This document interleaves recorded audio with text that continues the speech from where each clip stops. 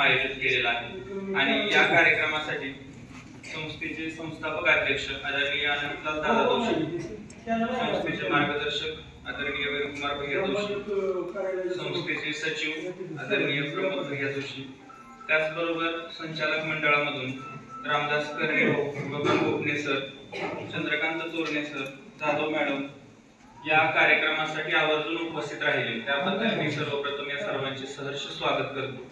त्याचबरोबर या ठिकाणी सर्व शिक्षक आणि ज्यांच्यासाठी हा कार्यक्रम आहे ते 10वी आणि 12वीचे विद्यार्थी आणि इतर वर्गातील विद्यार्थी या सर्वांचं या ठिकाणी मी सहर्ष स्वागत करतो. चालू शैक्षणिक वर्ष म्हणजे 2022-23 ही इयत्ता 10वीची आपली 4थी बॅच आहे. शैक्षणिक वर्ष 2008 साली संस्थेची स्थापना झाली आणि तेव्हापासून आतापर्यंत आपण बघतो की अनेक उलाढाली किंवा घडामोडी या संस्थेमध्ये घडून गेल्या आणि त्यामध्ये इयत्ता 10वीची ही 4थी बॅच या वर्षी 10वीतून बाहेर पडून ती 11वी मध्ये पुढच्या वर्षी जाणार आहे. त्याचबरोबर इयत्ता 12वीची ही 5वी बॅच आहे. म्हणजे आपल्याकडे आतापर्यंत एकूण 4 बॅचेस बाहेर पडलेल्या आहेत 12वीतून आणि बऱ्याच वेळा आपण बघतो की ती मुलं आजही कधीतरी वळून पाहतायत, शाळेवरती येतात, भेट देतात, त्यांच्या चालू आयुष्यातल्या घडामोडी ते सांगतात आणि ते ऐकून आम्हालाही बरं वाटतं. तसंच हे जे 12वीचे विद्यार्थी आहेत ते सुद्धा चालू शैक्षणिक वर्षापासून आपल्यामध्ये नसणार आहेत. म्हणजे पुढील शिक्षणासाठी ते पुढं भविष्यामध्ये त्यांच्या करिअरच्या दृष्टीने ते वाटचाल करणार आहेत आणि या सर्वांना शुभेच्छा देण्यासाठी, त्यांच्या भावी आयुष्यासाठी शुभेच्छा देण्यासाठी, त्याचबरोबर होणाऱ्या HSC बोर्ड एक्झाम, त्याचबरोबर SSC बोर्ड एक्झाम या दोन्ही परीक्षांसाठी शुभेच्छा देण्यासाठी आज आपण एकत्र जमलेलो आहोत. त्याचबरोबर अजून एक योगायोग म्हणजे उद्याच 5वी आणि 8वी यांची शिष्यवृत्ती परीक्षा सुद्धा आहे आणि हा योगायोग सुद्धा आहे की आपण या सुद्धा विद्यार्थ्यांना आज शुभेच्छा देण्यासाठी या ठिकाणी बोलवलेलं आहे. इयत्ता 5वी आणि 8वी सुद्धा स्कॉलरशिपची परीक्षा झालेली आहे आणि कालच एक निकाल झालेला आहे आपल्या शाळेमध्ये 8वी मधील विद्यार्थी समृद्धी दीपक मोहिते ANMMS या परीक्षेमध्ये तिला 89.50% मार्क्स पडवून अतिशय उत्कृष्ट गुणांनी ती उत्तीर्ण झालेली आहे. तिच्यासाठी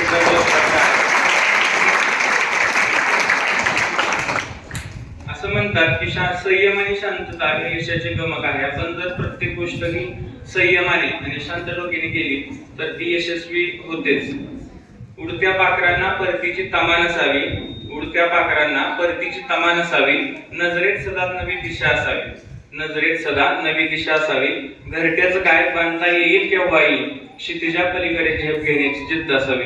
आज आपण या ठिकाणी शुभेच्छा एवढ्या काही घेऊन जाणार आहोत की तुमच्या स्वप्नांना नवीन आकार येणार आहे. अजून काही स्वप्न बघावीशी अशी वाटतील तुम्हाला, एवढ्या शुभेच्छा आज तुम्हाला या ठिकाणी मिळणार आहेत आणि या सगळ्या शुभेच्छा घेऊन तुम्ही इयत्ता 10वी आणि 12वीची परीक्षा देणार आहात.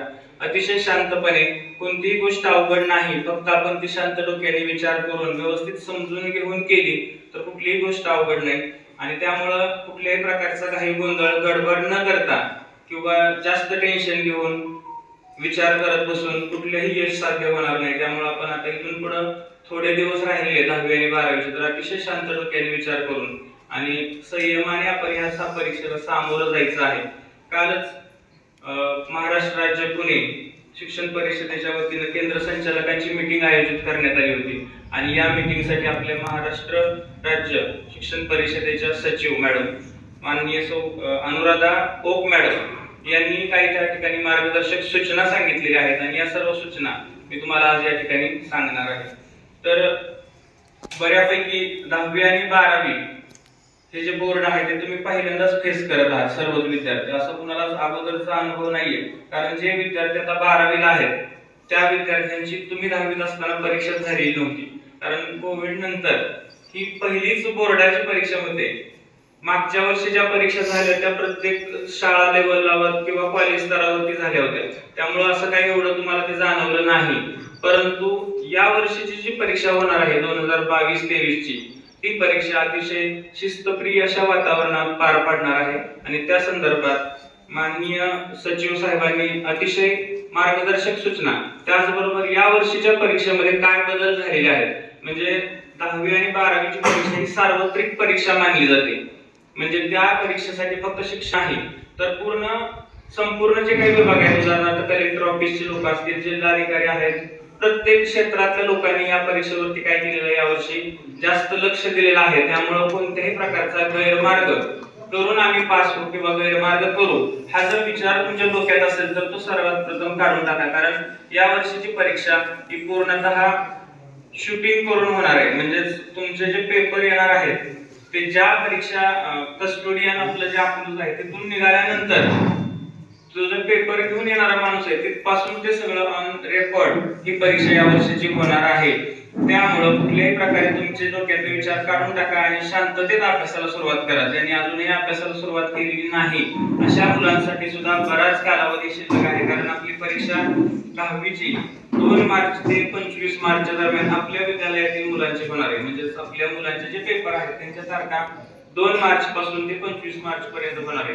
आणि भरपूर कालावधी आपण म्हणू शकतो. कारण करायचं म्हटलं तर आपण एका दिवसातही काही साध्य करू शकतो, फक्त ताण कोणताही न घेता. त्याचबरोबर 21 फेब्रुवारी ते 8 मार्च बाकी शाळांच्या कॉलेजेसच्या पेपर्स परीक्षा जास्त दिवस आहेत, 21 मार्च पर्यंत आहेत. पण आपल्या कॉलेजचा आपण फक्त इथं विचार करतोय की तुमचा शेवटचा पेपर हा 8 मार्चला असणार आहे. मला वाटतं बायोचा पेपर आहे तो शेवटचा, आणि त्या दिवशी तुमची परीक्षा संपते. प्रत्येक पेपरला 2-2 दिवसाची सुट्टी आहे. त्यामुळं व्यवस्थित शांततेत अभ्यास करा, टेन्शन कुठल्याही प्रकारचं घेऊ नका, आणि कॉपी हा प्रकार किंवा गैरमार्ग हा प्रकार टोटली डोक्यातून काढून टाका. सगळ्यात सुरुवातीला तुम्हाला जे एंट्री टायमिंग आहे गेटवरती येण्याचं किंवा गेटमधून आत घेण्याचं ते 10:30चं आहे सकाळी. त्यामुळे 10:30 नंतर कुठल्याही विद्यार्थ्याला केंद्रावरती प्रवेश मिळणार नाही, याची तुम्ही आतापासूनच काळजी घ्या. पालकांना त्या संदर्भात आत्ताच सूचना सांगून ठेवा की आम्हाला कसल्याही परिस्थितीत 12वीच्या मुलांना जाधववाडीच्या केंद्रावरती सकाळी 10:30च्या अगोदर पोहोचायचे, आणि 10वीच्या विद्यार्थ्यांना कर्मवीर बाबासाहेब पाटील विद्यालय सदाशिवनगर या ठिकाणी पोहोचायचं आहे. कारण बऱ्याच विद्यार्थ्यांनी अजून ती सीट बघितलेली नाही, केंद्र कुठे आहे हे तुम्हाला अजून माहित नाही. त्यामुळे हे तुम्हाला सांगितलं की 2 ठिकाण असे आहेत की त्या ठिकाणी तुम्हाला 10:30च्या अगोदर जाऊन पोहोचायचंच आहे. त्यानंतर आपलं जे साहित्य आहे ते आदल्या दिवशी सर्व बरोबर घेऊन ठेवायचं. पेन्सिल असेल, खोड रबर असेल, पेन असतील, काय जे साहित्य आहे एकाच कलरचे पेन शक्यतो घ्या. कारण मध्येच पेन संपतो. पहिला सुरुवातीचा भाग निळ्या शाईने लिहिला असतो, नंतरचा काळ्या शाईने होतो. या 2 पेन व्यतिरिक्त दुसरा कुठलाही पेन वापरू नका. त्याचबरोबर 10:30 वाजता गेटवरती प्रवेश दिला जाईल. त्यानंतर कुठल्याही परिस्थितीत विद्यार्थ्यांना प्रवेश दिला जाणार नाही. दरवर्षी प्रत्येक आतापर्यंत काय होतं की 10 मिनिटे अगोदर तुम्हाला प्रश्नपत्रिका बघायला दिली जात होती, की जेणेकरून विद्यार्थ्यांचं प्रश्नपत्रिका एकदा वाचून व्हावी, त्यांचं व्यवस्थित आकलन व्हावं, आणि 11 वाजता तुम्हाला तो पेपर लिहायला सुरू करायचा होता. पण चालू वर्षी गैरमार्ग टाळण्यासाठी, त्याचबरोबर कुठल्याही प्रकारचा कॉपी हा प्रकार होऊ नये यासाठी 10 मिनिट त्यांनी बंद केलेले आहेत. बरोबर 11 वाजताच तुम्हाला पेपर मिळेल आणि 11ला सुरुवात करायची लिखाणाची.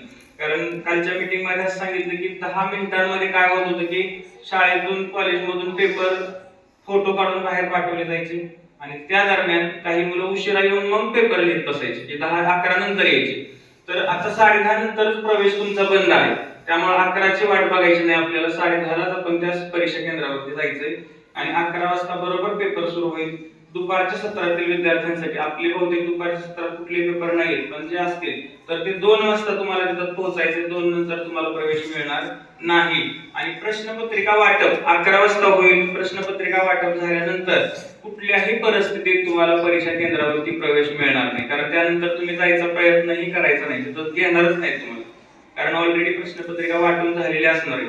त्यामुळं वेळ हा खूप महत्वाचा आहे. वेळेचं बंधन पाळा आणि त्यानुसार नियोजन करा. घरून किती वाजता निघायचंय, किती वाजेपर्यंत तुम्ही पोहोचणार आहे, तुमच्या आणि घरापासून परीक्षा केंद्राचं अंतर बघा.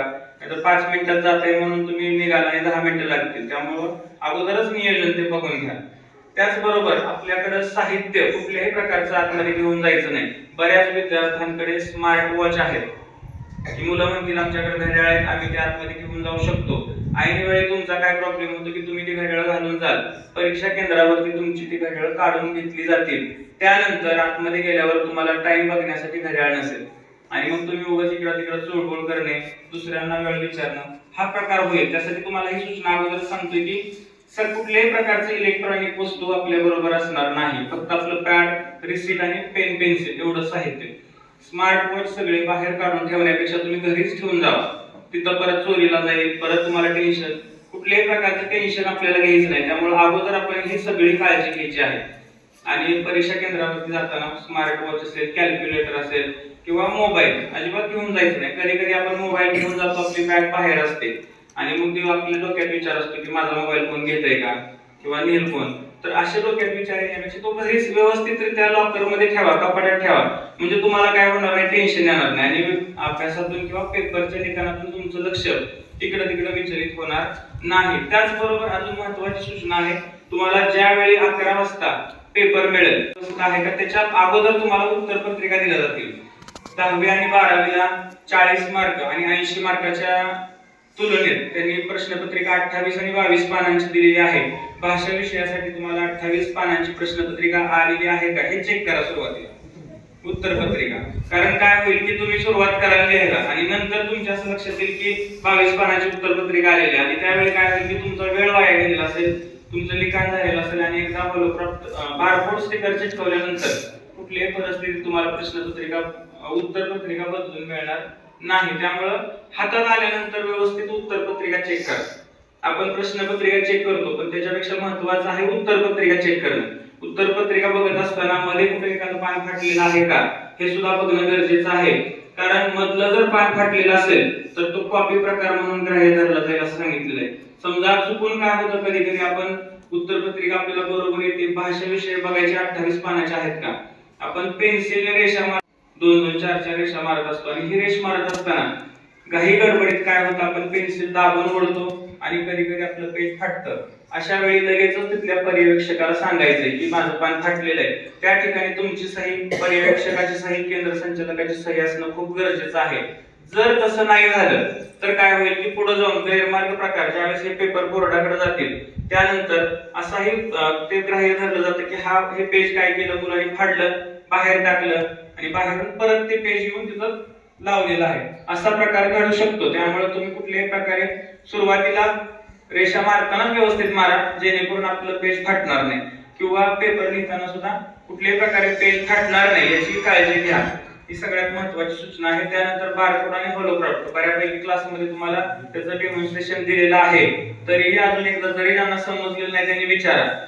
बऱ्यापैकी पर्यवेक्षक तुम्हाला क्लासमध्ये चिटकवून देतील पण असं काही वेळेला घडतं की तुम्हाला चिटकवायला सांगितलं जातो आणि मग फक्त त्यांच्याबरोबर वाद घालण्यापेक्षा तुम्ही स्वतः ट्रेन असला पाहिजे, तुम्हाला स्वतः ते चिटकवता आलं पाहिजे, त्यासाठी तुम्ही स्वतः चिटकवायचे.